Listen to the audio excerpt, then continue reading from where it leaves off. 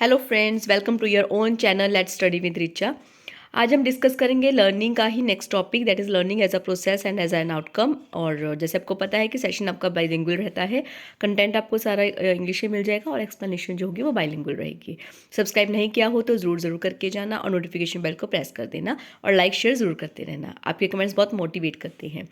जैसे कि हमने लर्निंग के बारे में मैंने आपको बताया था अपनी पिछली वीडियो में कि लर्निंग ऐसा नहीं है कि आपने कोई चीज़ सीखी और भूल गए, that is not the learning. Learning is a change in the behaviour.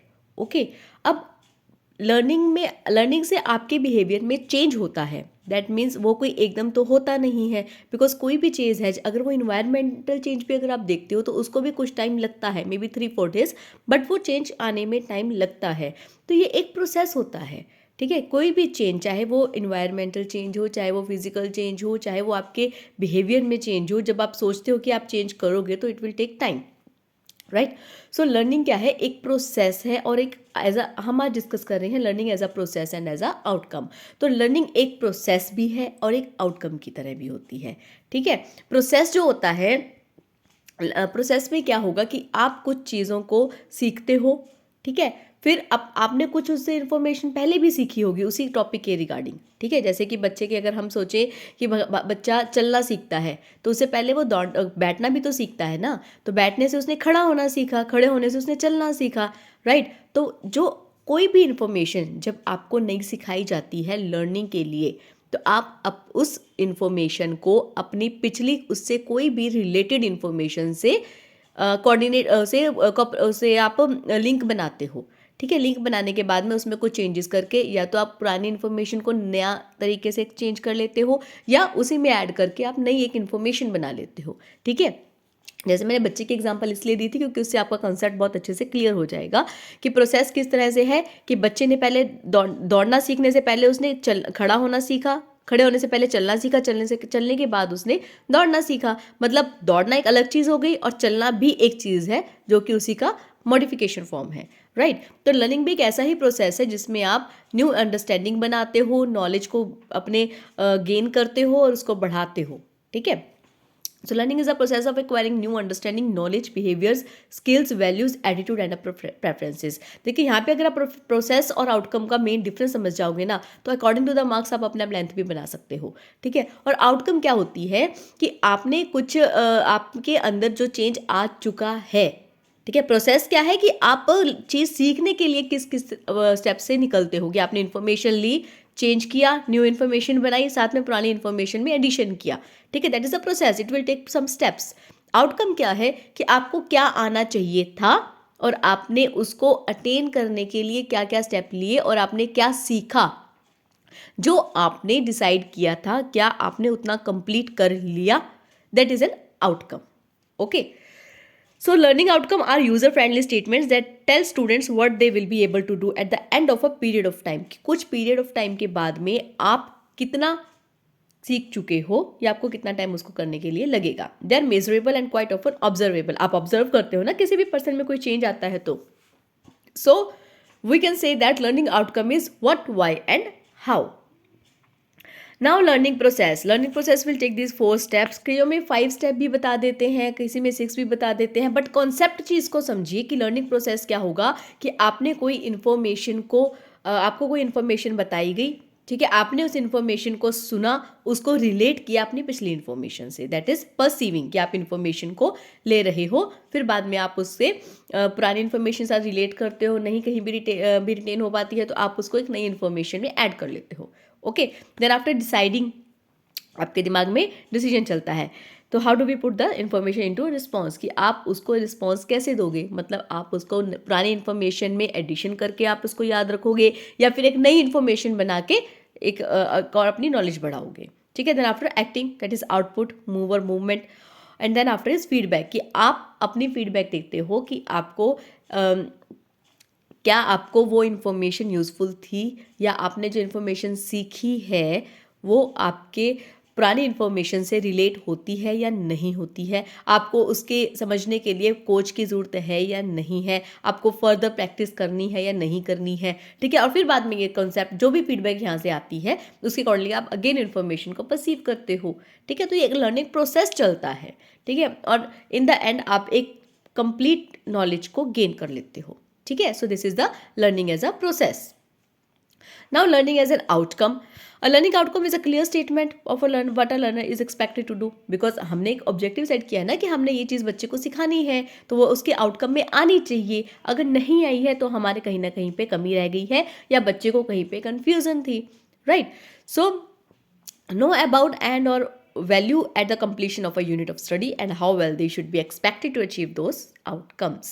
So it states both the substance of learning and how its attainment is to be demonstrated. यहाँ पे हमें दोनों स्टेप बताने पड़ते हैं कि क्या हमने क्या क्या स्टेप्स हम लेंगे और क्या बच्चे को आना चाहिए. Okay, so learning outcomes are an explicit description of what a learner should know, understand and be able to do as a result of learning. तभी हम कहेंगे ना लर्निंग हुई है, जब हमने आउटकम को ऑब्जर्व किया, ठीक है, तभी हमें पता चला ना कि लर्निंग हुई है. So definition of learning outcome as according to Mauge and Moore, ये आपको डेफिनेशन ऐसे ही लर्न करनी पड़ेगी. अगर आपको कोई और डेफिनेशन लर्न करनी है आप वो भी कर सकते हो. So learning outcomes are specific statement of what students should know and be able to do as a result of learning. देखिए मैं कोशिश करती हूँ, अगर मैं एक डेफिनेशन डालती हूँ ना तो वो डालने की कोशिश करती हूँ जो कि आपने जो पहले मीनिंग में समझा है उसी को आप लर्न कर सको, क्योंकि वो फिर आपको सिर्फ राइटर का नेम ही लर्न करना पड़ता है, डेफिनेशन आपको लर्न करने की ज़्यादा जरूरत नहीं पड़ती है. और दूसरा, आप एक लाइन की तरह चीज़ों को लर्न नहीं कर सकते हो, तो कॉन्सेप्ट को समझा करो. लर्निंग आउटकम के फीचर्स क्या होंगे? देखिए आउटकम्स के फीचर्स यहाँ पे क्यों ज़रूरी है, बिकॉज आउटकम एक प्रोसेस को कंप्लीट करने के बाद में इन द रिजल्ट हमें मिलती है, तो हम यहाँ पे कुछ उसके फीचर्स ऐड कर सकते हैं. So learning outcomes are capable of being validly assessed. आप उसको असेस कर सकते हो और वो वैलिड होनी चाहिए. And next is are not simply a with list of what a student is capable of doing on completion of the learning activity. ये कोई complete list नहीं होती है कि ये चीज़ें उसको होनी ही होनी चाहिए. हो सकता है कि उसने कुछ additional information सीख ली हो जो उसके टॉपिक में ना हो, right? So learning outcomes are simply and clearly described. आप डिस्क्राइब करते हो कि बच्चे को क्या क्या आता है. Emphasis on the learner and the learning. Learner is the center of the learning process. Okay? अगर कोई भी चेंजेस करने हैं, कोई भी मॉडिफिकेशन की ज़रूरत है due to the demand of the learner, तो टीचर वो करता है. टीचर यहाँ पे एक फैसिलिटेटर की तरह होता है. Okay, and it emphasis on the learner's ability to do something. Main motive तो हमारा लर्नर को सिखाने का होता है, right. So types of learning outcomes किस टाइप की हो सकती है? Conceptual and content outcome like unit wise, class wise, stage wise, ठीक है. और इसमें कॉग्निटिव डायमेंशन जो होते हैं वो डायरेक्ट और एक्सप्लिसिट हो सकते हैं, कि आप डायरेक्ट भी बच्चे को समझा सकते हो और एक्सप्लिसिटली भी किसी चीज़ से लिंक करके समझा सकते हो, ठीक है. Next is process outcome, class wise, stage wise, and cognitive dimension is direct and explicit in nature. Process तो की क्लास वाइज चलेगा ना, कि अब जैसे कि हम अगर एग्जांपल है HCF, एक टॉपिक है मैथमेटिक्स का हाईएस्ट कॉमन फैक्टर, वो थर्ड क्लास से सेकंड क्लास से कुछ कुछ उसका टॉपिक स्टार्ट हो जाता है और 10th क्लास में भी होता है, ठीक है. क्लास वाइज आप उसमें सिलेबस कम या थोड़ा रखते हो, कंसेप्ट को थोड़ा कम या ज़्यादा रख सकते हो, ठीक है. Next is skill outcome like social skills, self management skill, class wise, level wise, indirect and implicit in nature.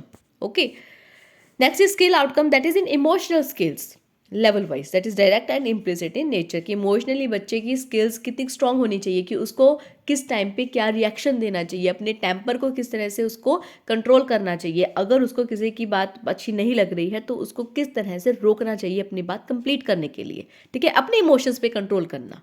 Okay, so next is 5 principles of learning. These are participation. ये कुछ छोटे छोटे टॉपिक थे जो कि इंपॉर्टेंट हैं, जो आपके 2 मार्क्स में भी आप ऐड कर सकते हो. जैसे कि अगर आपको क्वेश्चन आता है डिफाइन लर्निंग, तो आप लर्निंग की डेफिनेशन मीनिंग देके उसके प्रिंसिपल्स ऐड कर दीजिए या उसके करैक्टरिस्टिक्स ऐड कर दीजिए. तो आपके ये एक वे होता है किस तरह से आप अपने आंसर को दूसरे के आंसर से सेपरेट करते हो, ठीक है, यूनिक बनाते हो और मार्क्स को स्कोर करते हो. Okay, so participation that involves train is learning by doing, क्योंकि लर्निंग कभी भी सीखने के लिए आपको वो चीज़ करनी होगी, ठीक है. तो बच्चे को पार्टिसिपेट करवाना, that is the main principle of learning. Next is repetition, कि जो आपने बच्चों से करवाया है उनको रिपीट करने के लिए बोलना, उनको कुछ ऐसी एक्टिविटी करवाना जिसमें आपकी पिछली एक्टिविटी को रिपीट किया जा सके, ठीक है. So repeat ideas and concepts to help people.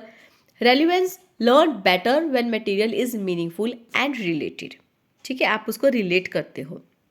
Transference to real world using simulations and feedback. Ask for it and adjust training methods to audience. That these are the 5 basic और main principles of learning, कि बच्चों को actively participate करवाया जाए, participation के बाद में उनसे वही काम रिपीट करने के लिए बोला जाए, या एक्टिविटी ऐसी इन्वॉल्व की जाए जिसमें कि पहले वाली एक्टिविटी या कोई और एक्टिविटी जो आपने पहले करवाई हो वो इन्वॉल्व हो। ठीक है, उसके बाद relevant, that I told you that कि रेलिवेंसी में को ज़रूर फोकस में रखना चाहिए, क्योंकि बच्चे एक एक्टिविटी को बार बार करना पसंद नहीं करते, बट जब वो relevant to any other activity हो जाती है तो बच्चों का इंटरेस्ट भी क्रिएट होता है। ठीक है, और ट्रांसपेरेंस कि रियल वर्ल्ड में जो चीज़ें यूज़ हो रही हैं उनको भी ध्यान में रख के एक्टिविटीज़ को या बच्चों को इन्वॉल्वमेंट पे ध्यान देना। और देन आफ्टर इस फीडबैक कि बच्चों को वो एक्टिविटी कैसी लगी, ठीक है, वो लर्निंग कैसी लगी, उसमें क्या उनको चेंज चाहिए, उनको आ रहा है या नहीं आ रहा है, इंपॉर्टेंट है, क्लियर नहीं हो रहा तो अपना टीचिंग वे को चेंज करना, मतलब फीडबैक लेना बच्चों से। ठीक है, and next is learning styles, कि लर्निंग के स्टाइल्स कौन कौन से होते हैं। देखिए ये अब छोटे छोटे टॉपिक्स ही है ना जो कि आपको 2 नंबर की डेफिनेशन में आ सकते हैं, या किसी के सिलेबस में ये फुल फ्लेज क्वेश्चन है या टॉपिक है तो भी आप इसको बहुत अच्छे तरीके से बना सकते हो। ज़रूरी नहीं होता कि आपको रेडीमेड बिरयानी ही मिले। ठीक है, कई बार सब्जियां कटी कटाई मिल जाती है तो उसको छौंकना भी पड़ता है। सो लर्निंग स्टाइल क्या होते हैं, विजुअल, ऑडिटरी एंड काइनेस्थेटिक। ठीक है, 3 टाइप्स के आप ले सकते हो। विजुअल में क्या आता है कि आपने ग्राफ्स शो किए हैं, चार्ट बना के दिखा दिया, राइट, बच्चों को आपने ग्राफ्स बनाने के लिए दे दिए, जो आपने करवाया, थ्योरी करवाई और आपने बच्चों को चार्ट्स वगैरह बनाने के लिए दे दिए ताकि वो समझ सके कि आपको क्या, कहाँ पे आपको कौन सी चीज़ समझ में नहीं आई है, right. Pictures, videos, power point slides, ठीक है, इनसे आप बच्चे को, ये कुछ लर्निंग स्टाइल्स होते हैं। ऑडिटरी, 1-on-1 कन्वर्जेशंस, कि आप ग्रुप बना देते हो बच्चों के और फिर उनमें डिस्कशंस करवाते हो। ठीक है, वीडियोस, पॉडकास्ट, ग्रुप डिस्कशंस और ओरल प्रेजेंटेशंस, कि आपने पीपीटी नहीं बनानी कंप्यूटर्स पे, या आपने कोई ग्राफ नहीं बनाना, बट आपको क्लास के अंदर ही अपने टॉपिक को, जो भी आपको सब टॉपिक मिला है या आपको कोई भी डिस्कशन के अंदर कुछ मिला है, आपको उसको ऑरली एक्सप्लेन करना है। ठीक है, and kinesthetic like hands on activity, role playing, note taking, walking meetings. ठीक है, इस तरह से आप, ये कुछ लर्निंग स्टाइल्स हो सकते हैं जिसमें आप बच्चों को एक्टिवली पार्टिसिपेट कर सकते हो और अपने लर्निंग के प्रोसेस को इम्प्रूव कर सकते हो और एज एन आउटकम एनालाइज कर सकते हो। ठीक है, तो ये था मेरा सेशन। आई होप आपको अच्छे से समझ में आ गया होगा मेन डिफरेंस जो है लर्निंग प्रोसेस और एज एन आउटकम में। और अगर सेशन पसंद आया हो तो लाइक शेयर ज़रूर कर दीजिएगा, बहुत मोटिवेशन मिलते हैं आपके कमेंट्स, तो प्लीज़ कीप गोइंग कमेंट्स। और सब्सक्राइब नहीं किया हो तो ज़रूर कर लीजिएगा। Thank you so much.